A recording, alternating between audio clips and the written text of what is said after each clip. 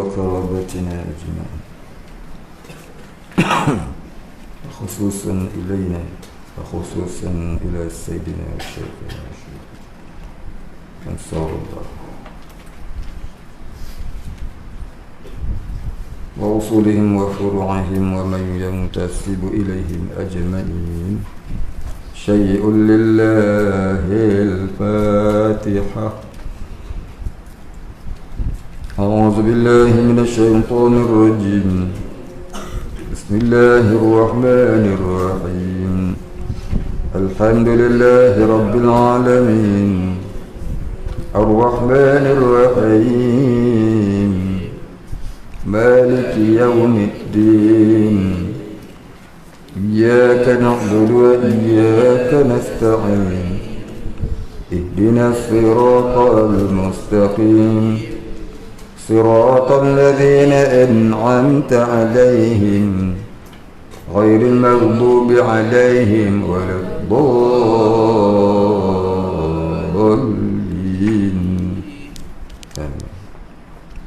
الحمد لله رب العالمين. والصلاة والسلام على أشرف الأنبياء والمرسلين وعلى آله وصحبه أجمعين. رب اشرح لي صدري ويسر لي أمري واحلل عقدة من لساني يفقه قولي. ولا علم لنا إلا ما علمتنا إنك أنت العليم الحكيم. رضينا بالله ربا وبالإسلام دينا وبمحمد نبيا ورسولا. اللهم اجعلنا من التوابين اجعلنا من المستغفرين اجعلنا من المتطهرين اجعلنا من الموحدين اجعلنا من المهتدين واجعلنا من المخلصين له الدين واجعلنا من المتقين. اللهم أحينا بحياة العلماء وأمتنا بموت الشهداء. آمين يا رب العالمين.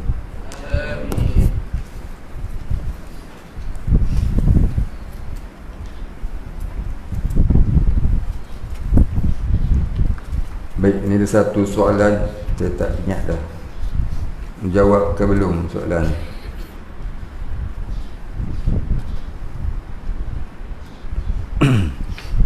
Kalau dah jawab, kita anggap sebagai ulang kaji je lah.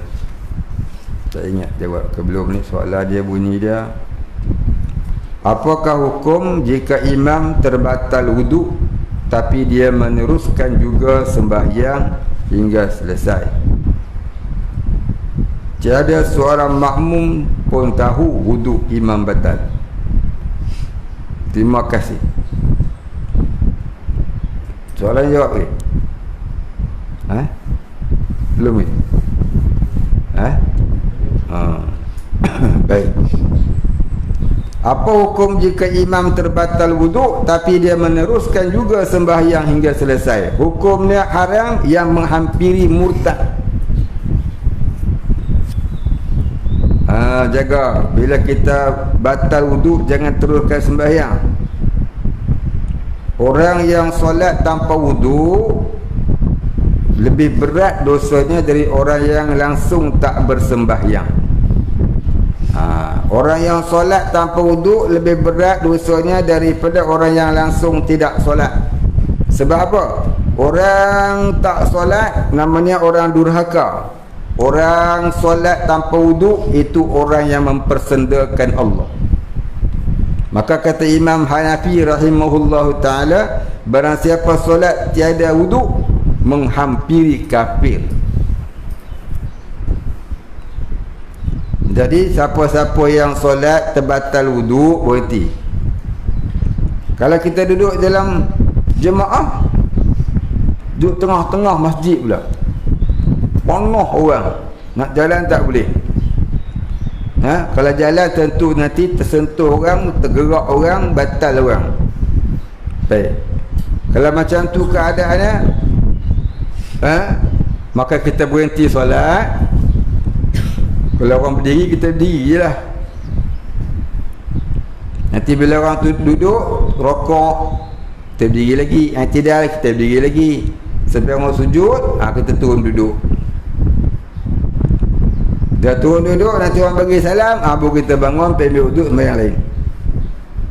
Jangan tengah-tengah orang sembahyang tu kita berhenti berjalan pergi ambil wuduk. Jalan depan orang solat haram. Berjalan di hadapan orang sedang solat boleh membawa kepada hukum bunuh mandatori. Ya, jangan jalan depan orang solat. Hukumnya, ya, sultan boleh jatuhkan hukum mati mandatori, pancung. Itu bagi orang yang berjalan di hadapan orang solat. Maka jangan berjalan di hadapan orang solat di dalam saktahnya, yakni di dalam sempadannya. Kalau luar sempadannya, maknanya di hadapan juga, tapi luar daripada saktahnya, jauh. Mungkin 3 sah, 4 sah daripada dia solat tu kita jalan. Itu hukumnya makruh. Dan kata setengah ulama tetap haram. Kalau kita mengetahui dia sedang solat, maka elakkan dia daripada berjalan di hadapan orang sedang solat. Ini memang masalah orang jalan depan orang sedang solat. Baik, ini cerita imam tadi. Imam tadi batal wuduk. Dia kata tiada seorang pun makmum tahu wuduk imam batal. Mungkin dia nak tanya ni, apa hukum solat makmum tadi? Baik. Bagi imam yang macam ni, dia tak wajib beritahu makmum. Kerana makmum itu sah solatnya. Makmum itu sah solatnya walaupun imam dia meneruskan solat tanpa wuduk. Maka yang berdosa pak imam tu saja. Makmum tak tahu, tak mengapa. Dan tak wajib pula imam beritahu makmum. Cuma jadi imam ni dia wajib bertaubat, minta ampun Allah atas dosa besarnya itu. Begitu juga kalau kita ikut imam yang memang dia tu seorang imam, layak jadi imam, dilantik pun jadi imam, tiba-tiba lepas solat dia bangun, dia bercakap, minta maaf tuan-tuan, kain pelekat saya ni semalam dikencing tikus. Tuan-tuan tak percaya, mari cium. Kain pelekat saya kena kencing tikus. Jadi saya nak balik sembahyang semula kat rumah, nak tukar kain. Baik, lepas solat makmum baru tahu kain pelekat imam tu kena najis. Jadi kain pelekat imam tu namanya kain pelekat mutanajis. Kain pelekat mutanajis, kain pelekat yang kena najis. Jadi makmum kena sembahyang lain dah. Makmum tak perlu sembahyang semula, sebab sembahyang makmum itu sah. Yang tak sahnya pak imam, sebab kain dia kena najis. Kiaskanlah dengan yang lain. Makmum wajib ulang sembahyang kalau berimam kepada imam yang tak layak jadi imam. Kalau imam tu layak tapi dianya terledor, tersilap, kain dia itu kena najis, dia seorang je kena ulang. Itu masalah bagi imam yang layak jadi imam bagi makmumnya, tapi dia terlupa kain dia tu bernajis.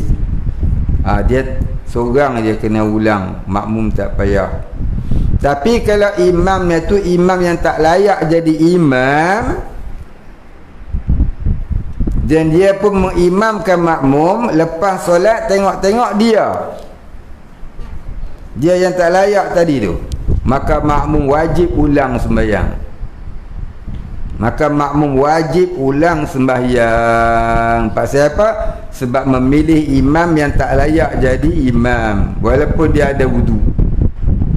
Siapa agak orang ni, orang yang tak layak jadi imam? Baik. Orang yang tak layak jadi imam kepada makmum, antaranya yang pertama orang gila. Orang gila tu dia belagak warak pula hari tu. Pakai jubah, dia pakai serban, dia masuk jadi imam. Allahu Akbar. Orang pakai ikutlah dia. Baca Fatihah, baca surah sampai bagi salam, dia bangun, dia gelak, kak, hampa semua kena tipu. Akulah imam hari ni, bodoh. Lepas dia keluar, dia gelak, kukah. Orang gila. Baik, orang makmum dalam masjid tu pun semua tahu dia tu orang gila. Cuma tadi ni masa dia naik jadi imam, tak tahu dia siapa. Dia pakai jubah, dia pakai serban, dia tutup muka. Nampak apa? Nampak batang hidung sikit. Nak kira siapa? Tak tahu. Walaupun sempurna bacaannya, sempurna solatnya, lepas sembahyang tahu punya orang gila. Maka tak sah sembahyang. Wajib satu masjid tu sembahyang semula. Ataupun orang perempuan jadi imam. Orang perempuan jadi imam, patutlah sedap sangat suara lembu kebu ngapa imam mana. Tengok tu dia. Orang perempuan. Macam mana pula boleh dia jadi imam? Dia terbelajar mazhab Aminah Wadud. Jadi seluruh orang masjid tu kena sembahyang semula, kena berimamkan dengan imam yang tak layak, iaitu perempuan. Kalau kanak-kanak jadi imam, budak-budak umur 9 tahun jadi imam. Kanak-kanak tu lelaki, makmumnya orang dewasa umur 90 tahun. Semua 90 tahun makmum dia. Tapi yang jadi imam budak 9 tahun. Boleh tak jadi imam? Boleh. Sah jadi imam oleh kanak-kanak. Ya. Makmumnya orang dewasa, cuma kurang afdal. Yang afdal jadi imam ni orang yang sudah berkahwin. Lelaki dewasa yang sudah berkahwin. Faham? Maka makruh berlantik imam yang bujang-bujangin. Jangan lantik imam yang bujang. Melainkan imam yang bujang tu orang yang tersangat alim di dalam qaryah itu. Macam Imam Nawawi, dia tak kahwin tapi orangnya tersangat alim.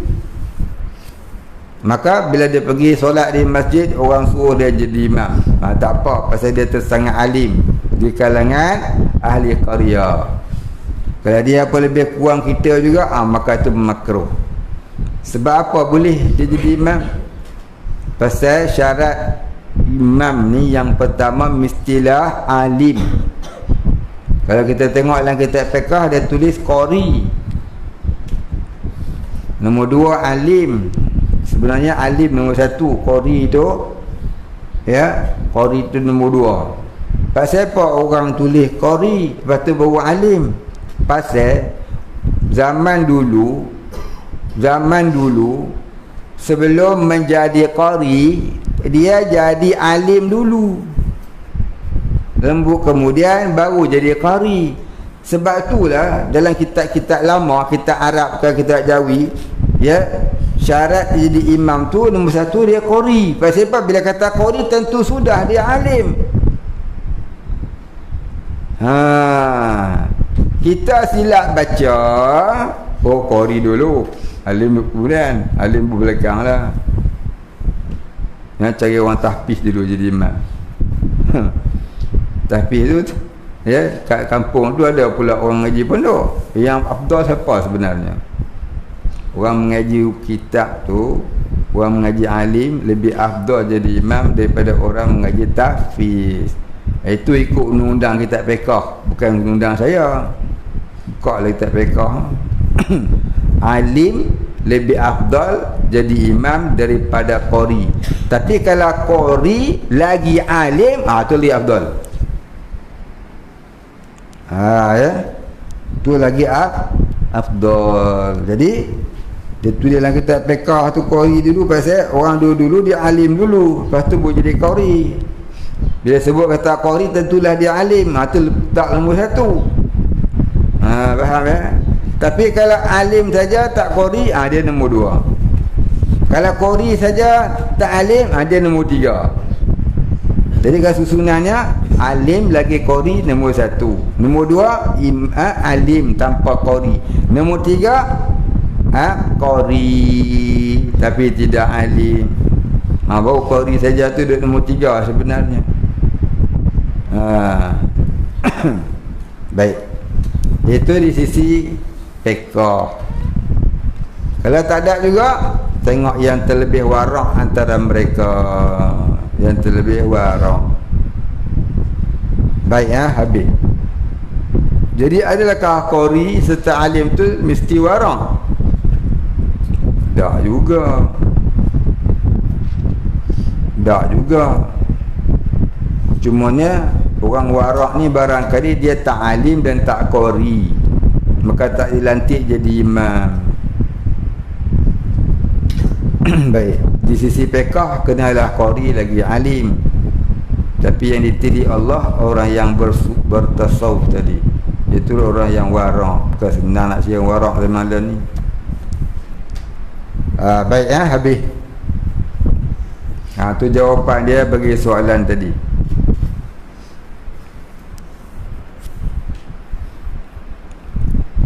Baik, kita sambung kitab kita. Qala musannif wal muallif rahimahullah ta'ala. Syurutul qasri sab'atun ay yakuna safaruhu marhalatain. Bermula segala syarat qasar itu 7. Jadi solat qasar. Bermula segala syarat qasar, ini bermula segala syarat solat qasar. Apa dia qasar? Qasar maknanya memendekkan solat yang 4 rakaat menjadi 2 rakaat. Itu masuk kata qasar. Qasar maknanya memendekkan solat yang 4 rakaat jadikan 2 rakaat. Maka syarat solat qasar tu dia kata sab'atun, iaitu 7. Ayakuna safaruhu marhalatain. Pertama bahawa adalah perjalanannya itu, ini musafirnya itu 2 marhalah. Maka 2 marhalah ni berbagai-bagai pendapat ulama. Ada kata 90 km, ada kata 86, ada kata 85, ada kata 81, ada kata 78, ada kata 77,5. Tengok dia punya fatwa 86. Jadi sah kita ikut mana-mana satu, boleh saja nak ikut mana 77,5 buat sikit dia. Tapi kalau semata-mata 2 marhalah, tak sampai 3 marhalah, tidak afdal buat sembahyang jamak qasar.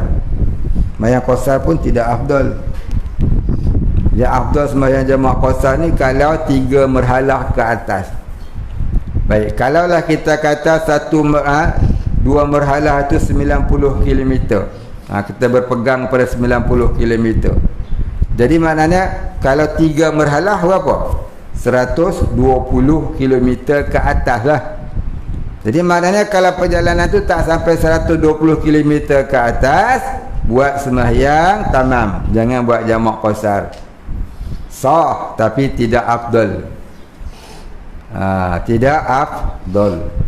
Kalau kita berpegang pula yang 2 marhalah tu 78 km, kalau 3 marhalah berapa? Berapa? 39 kali 3 berapa?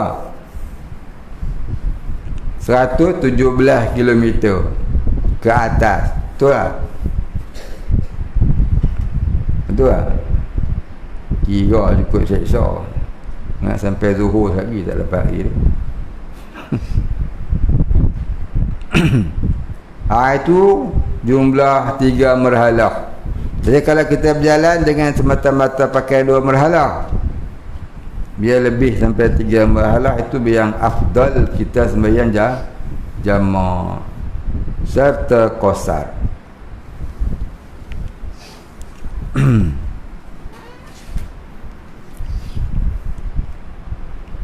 Baik, habis asal makna merhalah ni apa? Saya suruh buat saya tulis dulu, ada tulis ya? Saya belum cek bukan? Siapa yang dah tulis? Siapa yang dah tulis? Lagi saya nak cek. Mana? Angkat tangan.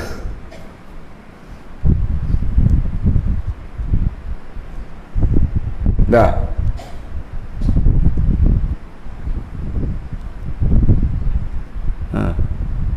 Dah tulis. Siapa yang belum tulis? Siapa yang belum tulis?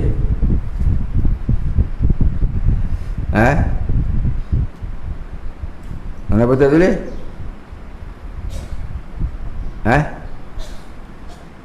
Kenapa tak tulis? Keadaan?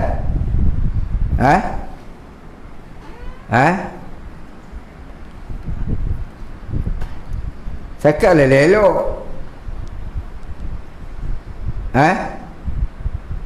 Saya tanya kenapa tak tulis?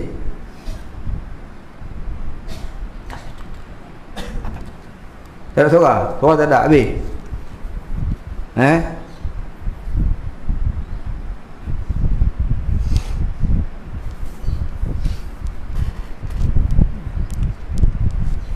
Lagi tulis.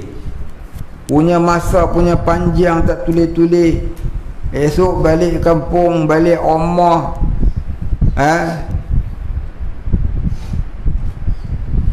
Duduk, nak kata duduk pondok main jamak tak tahu. Jimak tahu. Jimak tahu, main jamak tak tahu. Buat malu ke. Satgi lepas kuliah ni terus salin. Faham? Salin kitab apa? Salin kitab apa? Tak Umar? Umar tulis Umar? Tu ya.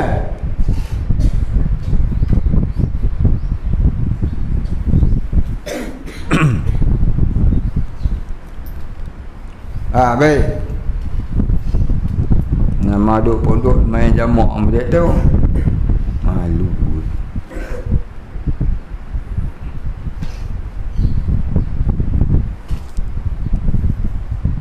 Baik, wa an yakuna mubahan. Dan yang kedua, bahawa adalah perlayarannya itu pelayaran, ini perjalanannya harus mubahan, ini hal keadaannya harus. Jadi musafirnya itu adalah musafir yang harus, bukan musafir yang haram. Kalau makruh boleh tak? Makruh tak apa. Jangan yang makruh pun tak apa. Jangan yang haram. Yang haram tak boleh.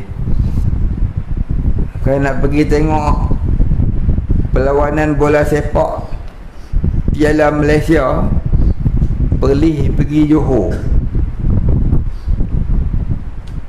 Boleh tak kita singgah saat kat Melaka main jamak takdim, jamak takhir tu orang asal boleh? Baik, ditilik. Adakah perlawanan itu makruh ataupun haram?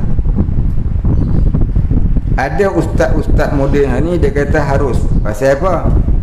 Main bola hukumnya harus. Pakai seluar pendek tak apa. Mazhab Maliki membenarkan. Percampuran pula laki-laki perempuan dalam stadium, dia kata lazimnya yang tengok bola ialah laki-laki. Perempuan tu dikirakan sebagai tak disangka-sangka dia datang. maka boleh sembahyang jamaah. Ini jawapan ustaz moden hari ni. Saya tak tahu mana dia punya pendapat tu. Yang kita tahu hari ni, masalah percampuran laki-laki perempuan dalam stadium tu, umum mengetahui orang perempuan lebih minat daripada orang laki-laki untuk masuk dalam stadium tengok orang main bola. Kalau laki-laki ada 1,000, orang perempuan ada 3,500. Ini dah nak habang kat ustaz kata tak apa tu. Perempuan tu dianggap sebagai tak disangka-sangka masuk. Tak disangka-sangka apa? Tukang jaga tiket tu pun perempuan. Yang perempuan lagi banyak masuk stadium tu. Jadi kita tahulah di situ ada ikhtilat yang diharamkan oleh syarak. Dah tahu dah. Di sana ada ikhtilat, perkara yang diharamkan oleh syarak. Dan kita nak pergi tengok tu terpaksa bercampur dengan yang haram, maka hukumnya haram lah. Pakai selai pendek, mazhab Maliki kata tak apa. Pergi tanya dia mazhab apa? Dia tu mazhab apa dia tu? Yang orang main bola tu mazhab apa? Mazhab dia sendiri pun dia tak tahu lagi. Jadi maknanya apa dia? Tak boleh sembahyang jamak bagi orang yang nak buat perkara yang haram. Faham? Jadi jemaah sembahyang jamak tak sah. Jadi ada ustaz-ustaz kata sah tu, kita tanya dia, kita jawab tu, kita menanggung dosa. Apa yang kita cakap tu kita akan tanggung di akhirat. Ni nak mengampu anak muda, bagi anak muda sokong dia sampai yang haram dikatakan halal. Apa cerita? Esok tanggunglah ke akhirat. Kita kata hak betul ni, kita kata hak betul ni, esok orang tak suka. Orang tak suka, memang orang tak suka. Itulah Sayyidina Ali dah pesan. Dia kata apa? Qulil haq wa in kana murran. Katalah yang pahit walaupun katalah yang hak walaupun ianya pahit. Kita tahu dah ni, kalau aku jawab lagu ni orang marah aku ni, dah apalah buat lagu ni.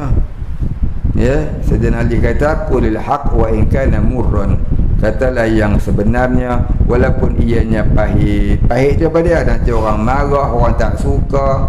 Yang orang suka ni apa dia? Yang haram tu kata halal, orang suka. Kau jawab babi tu harus dimakan. Kalau kita babi tu kata makruh lah. Babi tu makruh dimakan, bukanlah sampai haram. Sebab apa? Sebab makhluk-makhluk semua ni adalah baik-baik. Yang jahat tu orang, binatang tak jahat dia katanya. Pandai-pandai ya dia. Kan orang ni banyak dapat pandai-pandai sendiri. Coca-Cola jelas-jelas dia pengeluar, dia kata dia masukkan unsur arak dalam Coca-Cola. Jakim kata halal pasal sikit araknya, 0.7% je. Dia pakai mazhab mana kita pun dah tahu. Itu mazhab Daud Az-Zahiri. Mazhab Daud Az-Zahiri dia kata tak apa, sikit tak mengubahkan. Dia kata tu Daud Az-Zahiri. Imam Daud Az-Zahiri tu tak ada dah pengikut dia hari ni. Yang ada tu melainkan Wahabi Dalam mazhab kita Syafi'i tak boleh ada ain dia dalam tu. Dia bukan air mutlak. Kalau air mutlak tak apa. Air kencing masuk dalam air kolak, tak nampak keairan kekencingannya itu. Babi jatuh dalam kolak, tak berubah air kolak, tak nampak air kebabi-babiannya itu, maka tu hukumnya mutlak lagi. Tapi kalau masuk dalam air kopi, walaupun satu kolah air kopi tu, maka najis semuanya. Pasal dia bukan air mutlak. Bezalah sikit air mutlak dengan air muqayyad, dengan air mutaghayyir. Tu air apa dah? Air bercampur dengan sesuatu, air mutaghayyir. Jadi air kopi tadi walaupun 10 ada duduk dalam besar lebih melebihi 2 kolak, tiba-tiba jatuh najis dalam tu, jadi mutanajis, tak boleh guna lah. Yang kata jatuh sikit tak apa tu kalau air tu air mutlak. Buka Asbah wa Nazair, tengok kaedah fiqh. Jadi Jakim kata tak apa, pasal apa? Dia punya arak, kandungan arak tu 0.7% je. Jadi Coca-Cola yang pucuk halal tu halal Wahabi, bukan halal mazhab Syafi'i. Jadi anak-anak muda hari ni nak minum air Coca-Cola tu, minum arak, jaga-jaga. Ngabak ni nak kali ni saya jumpa lagi, saya masuk satu kedai, masuk Petron, nak beli, nak bayar air. 2 anak dara budak sekolah pergi dekat Sheila tu, buka ambil Coca-Cola, seorang 3 botol, 3 tin. Saya nak tegur ke tak, aku takut lagi dia paling kepala aku dengan tin Coca-Cola. Nanya budak tua mati kot tu. Jangan main budak-budak hari ni, kurang ajarnya lebih. Dah nak pula minum Coca-Cola, tak mabuk. Tak mabuk pun separah mabuk lah kan. Tak lah. Dia kata kami minum Coca-Cola tak mabuk kan. Memanglah tak mabuk, tapi dalam tu ada arak. Jadi Coca-Cola, Pepsi Cola, terserah duk minum. Paip besi cola boleh. Paip Pepsi Cola, paip besi cola, tu boleh. Paip besi cola, Pepsi Cola jangan. Apa juga jenama FNN, apa juga jenama FNN, jangan minum. Saya tak kata haram, saya kata jangan minum. Dualah. Kita nak ngaji, nak cari jalan-jalan warak ni, tu usah minum lah. Dah satu benda dah jelas-jelas dia buharak. Hak lain walaupun kita tak tahu, kita jauhkan lah. Ya, campur bisnes yang halal dengan yang haram, kita tinggal semua lah. Ila ma yaribuka ila ma la yaribuka. Apa juga. Jadi nak pesan lagi sekali, jangan masa outing beli air kotak ke, air tin ke, air botol kaca ke, botol plastik ke, jenama FNN, Coca-Cola. Faham tak?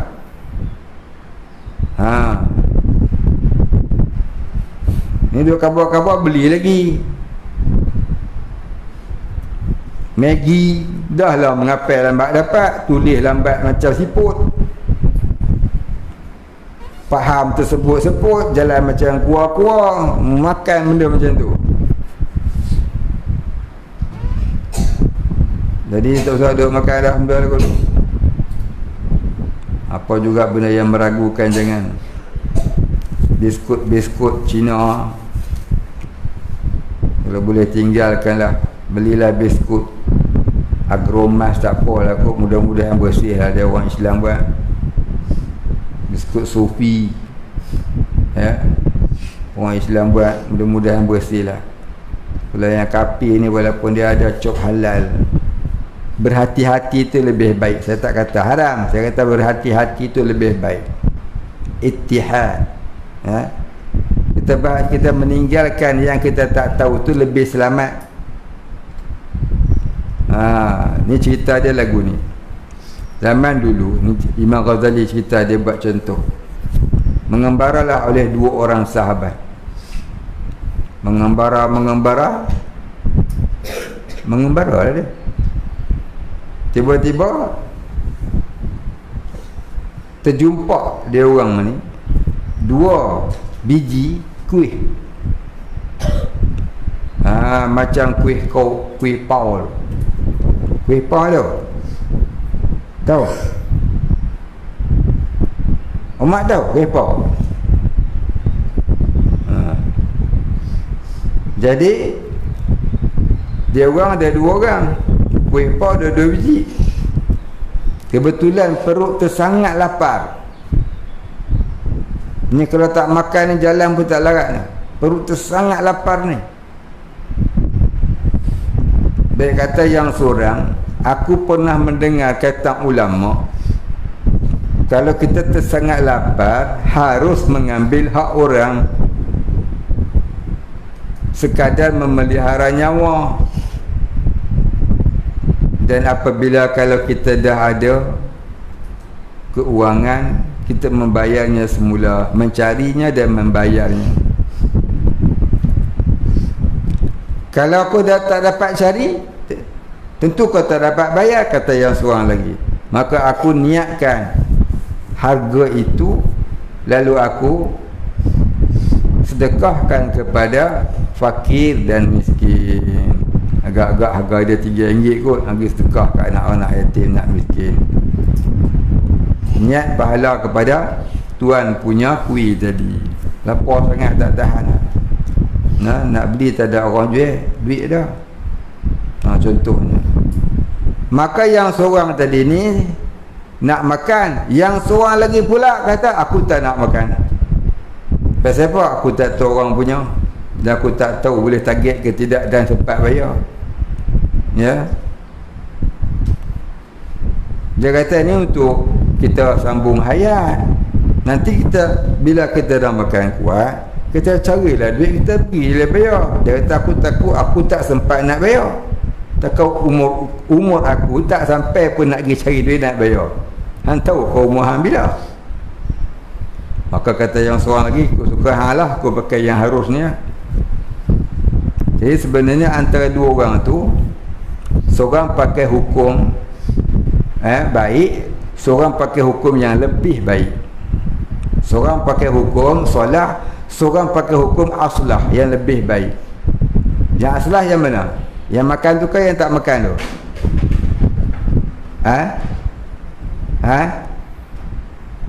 Yang aslah yang mana? Yang makan tu kan yang tak makan tu?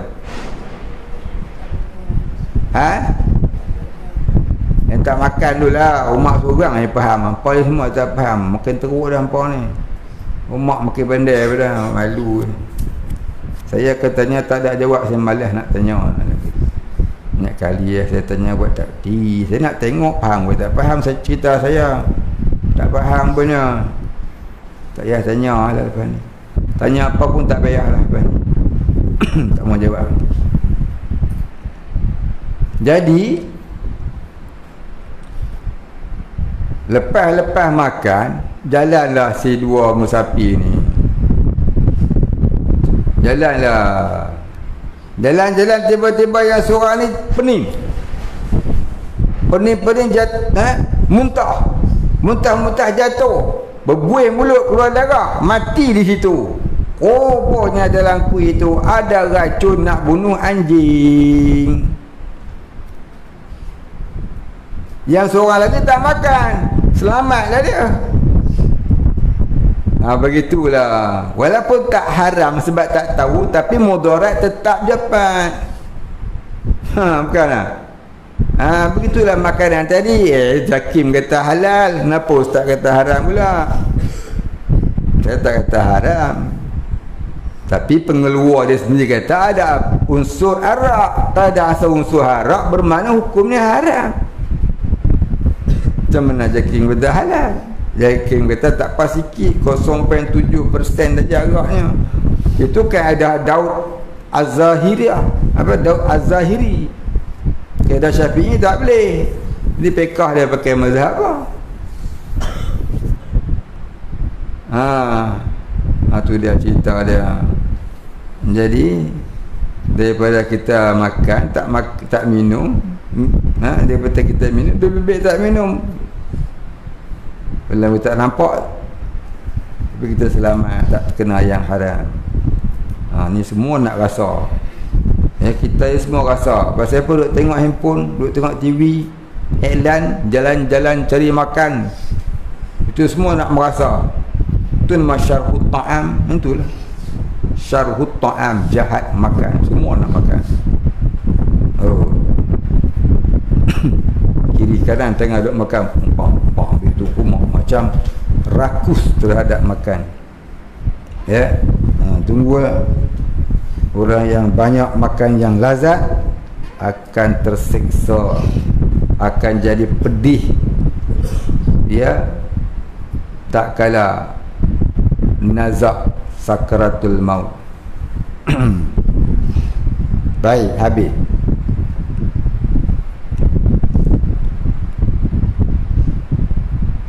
Wal ilmu bijawazil qasri wa niyatul qasri indal ihram. Baik, dia kata wal ilmu, dan ketiganya mengetahui bijawazil qasri. Kita tahu bahawa solat nak kita qasar ni harus qasarnya, iaitu qasar sembahyang jamak, sembahyang qasar ialah diharuskan pada yang musafir melebihi 2 marhalah. Tu saja yang boleh sembahyang qasar.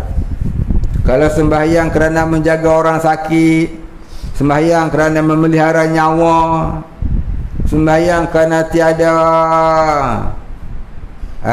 wudu, tiada air, yang tayamum contohnya, apa lagi sembahyang jamak yang tak boleh qasar, yang bukan daripada musafir, itu wajib buat tamam. Jaga orang sakit kena buat tamam. Sembahyang kena sakit kena buat tamam. Ya. Tak boleh buat qasar. Qasar ni bagi orang yang musafir saja. Tu kata kena tahu antaranya. Wa niyatul qasri indal ihram, dan kampanye niat qasar pada ketika takbiratul ihram. Wajib niat qasar dalam takbiratul ihram. Niat jamak tak wajib dalam takbiratul ihram, tapi niat qasar wajib dalam takbiratul ihram. Wa ayyakuna salatu ruba'iyatan, dan kelima bahawa adalah sembahyang yang apa dia tulis, yang qasar, yang bangsa. Dan kelima bahawa adalah sembahyang yang bangsa 4 rakaat, yakni yang jenis 4 rakaat. Nak qasar ni yang 4 rakaat, yang 3 rakaat tak boleh. Buat 3 rakaat qasar, buat 1 rakaat setengah duduk kat mana. Wa dawamus safari ila tamamiha, dan keenamnya berkekalan pelayaran, yakni perjalanan hingga sempurna sembahyang. Mana kata dia sembahyang tu masih dalam perjalanan, tak sampai lagi komah dah, tak sampai qodiah saja lagi. Wa alla yaqtadiya bitamim. Apa dia tulis?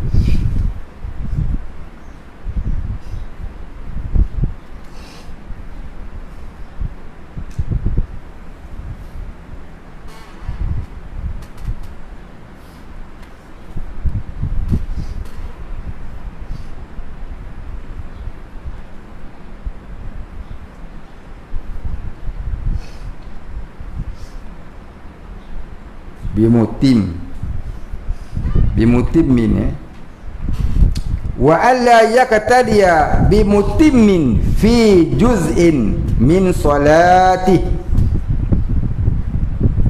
Dan ketujuh, bahawa jangan mengikut orang yang qasar akan orang yang daripada satu juzuk daripada jamaah. Apa tu dia? Sembahyang. Dia terjemah, dia tak ikut law. Satu juzuk daripada sembahyangnya sekalipun. Baik, yang keenam ni dia kata, yang ketujuh ni jangan mengikut orang yang qasar akan orang yang sembahyang tamam, walaupun satu juzuk daripadanya. Nah, dia jadi masbuk contohnya. Dia main-main, dia nak sembahyang qasar. Ikut orang sembahyang tamam duduk tahiyat akhir. Boleh tak? Tak boleh. Orang sembahyang qasar tak boleh ikut orang sembahyang tamam. Ingat. Orang sembahyang tamam boleh ikut orang sembahyang qasar. Ingat kaedah tu. Orang sembahyang tamam boleh ikut orang sembahyang qasar. Orang sembahyang qasar tak boleh ikut orang sembahyang tamam.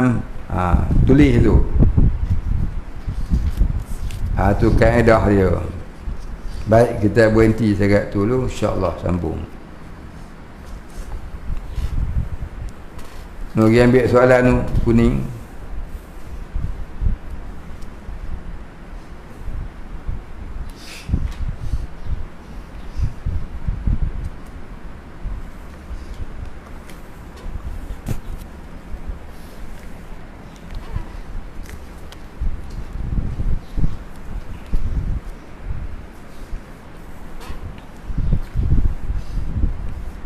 Maaf bertanya. Tanya tak minta maaf, tak apa. Masa majlis maulid atau ada ceramah agama perdana, bolehkah kita ayun-ayunkan tangan sambil buka lampu handphone macam konsert-konsert ketika berselawat, lagi pula bercampur lelaki perempuan dalam dewan itu? Dia tanya, masa maulid Rasul bolehkah kita ayun-ayun tangan? Ayun-ayun tangan hukumnya harus. Ayun-ayun tangan hukumnya harus.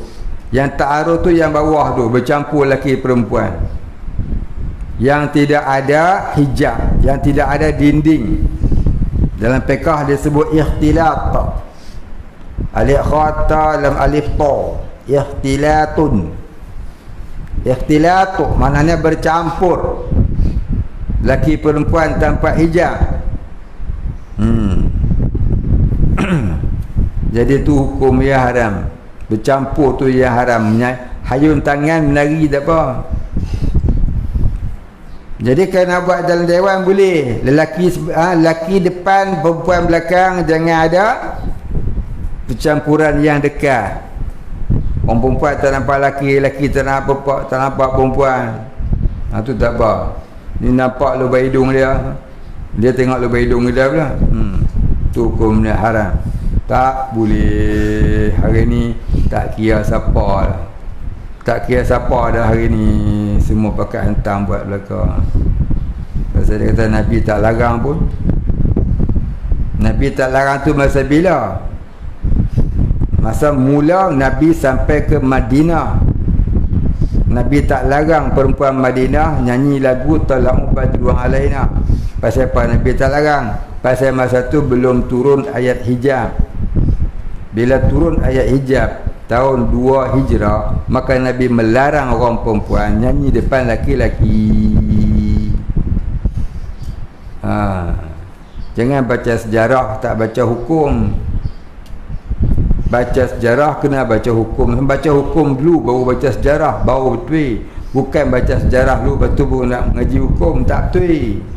Sebab tu mula-mula ilmu nak ngaji tauhid, fiqh, tasawuf dulu. Lepas tu barulah mengaji sirah, tafsir, hadis, ya, dan seumpama dengannya. Ataupun mengaji serentak semua, tak apa. Dia tauhid, fiqh, tasawuf tak faham lagi. Tu nak mengaji sirah saja. Itulah jadilah jadi cycle hukum yang telah nasakh. Maka hukumnya adalah berlipat kali ganda haram. Buat tu saja dah haram, tapi mengatakan yang haram itu halal tu lagi berat. Buat benda haram tu haram, mengatakan benda haram itu halal itu lagi berat hukum dia. Baik, kita berhenti dulu. Wallahu a'lam. Al-Fatihah. Bismillahirrahmanirrahim. Alhamdulillahirrahmanirrahim. Iyyaka na'budu wa iyyaka nasta'in. اهدنا الصراط المستقيم صراط الذين أنعمت عليهم غير المغضوب عليهم ولا الضالين. بسم الله الرحمن الرحيم. الحمد لله رب العالمين، والصلاة والسلام على أشرف الأنبياء والمرسلين وعلى آله وصحبه أجمعين. اللهم اغفر لنا ذنوبنا وارحمنا أنت الغفور الرحيم. اللهم اغفر لنا ذنوبنا ولوالدينا وارحمهم كما ربيانا صغارا، ولمشايخنا وللمسلمين أجمعين برحمتك يا أرحم الراحمين. اللهم نور قلوبنا بنور معارفتك يا فتاح يا رزاق، افتح لنا فتحا قريبا فتحته على أنبيائك وأوليائك وعبادك. صلى الله على سيدنا محمد وعلى آله. سبحان ربك رب العزة عما يصفون، سلام على المرسلين والحمد لله رب العالمين. قبل الله منا.